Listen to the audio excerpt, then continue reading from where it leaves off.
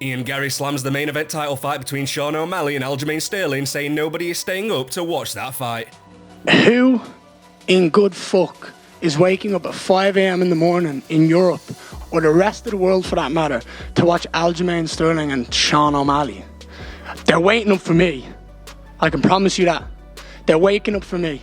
They're staying there, they're tuning in for me because I'm a superstar in Europe. I've got an Irish nation behind me and a Brazilian nation behind me now, and I'm excited to go out there and show that I am a superstar. And Dillon Danis reveals that Alex Pereira will be helping him train for his fight against Logan Paul. The fight's on 195, you want to go lower. And no, like, USADA testing. And he doesn't have a rehydration clause. Nah.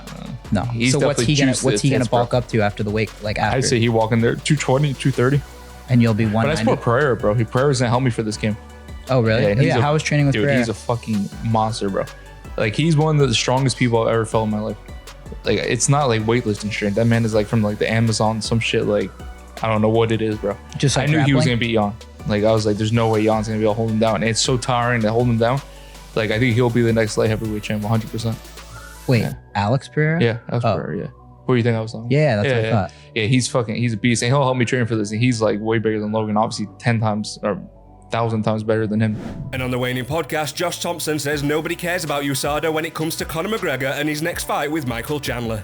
That's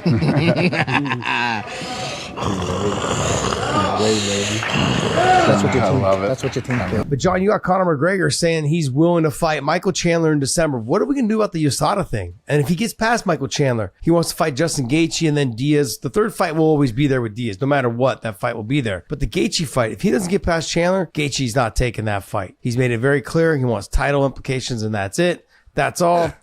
And what are we doing about the USADA, though? What are we doing if that's happening in December? What are we doing about USADA? What you're doing is Dana is going to bring in Michael Chandler or Michael Chandler's managers and make a deal.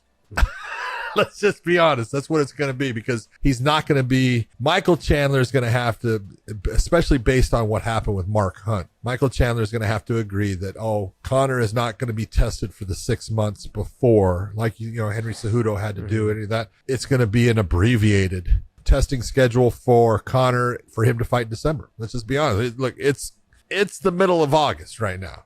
Really? You got September, October, November, December. That's 4. That's as much as you're going to get. So you take a look and say, Michael Chandler, you're going to make a lot of money here. What do you think? Are you okay if he's only tested for 3 months? Michael Chandler's going to go, yep, I'm good. So I don't think it's, in the end, but you're going to have to get Chandler to sign off on that, because they're not going to go through another lawsuit like they did with what happened before. So, I mean, but let's look at this from a couple different ways. Let's look at it from, do people, the fans, casual fan, you think they give a shit whether Conor McGregor's on the sauce or not? You think they care if he's been USADA tested? No. Nope. Outside of the fighter that he is fighting and the hardcore fans that want to make a big stink about it, you think anyone else going to care? Nope. No. I don't. You think the media is going to report on this? Nope. No. He's not going to care at all. Nope. I don't think the media is going to care either. No one's going to make a big deal about USADA not being involved. Media will not do it because they don't want their credentials taken away covering the UFC. Let's be honest. The shit still happens no matter what any one of these fucking media people say. It still happens. And no, they will not cover it. There will be one or two brave souls. They go out there and say, this is ridiculous. Make a story about They'll it. make a story about it, and they will never hear from them again. Okay. Yeah. They will just fall off into the abyss as media and no longer work for whoever they work for.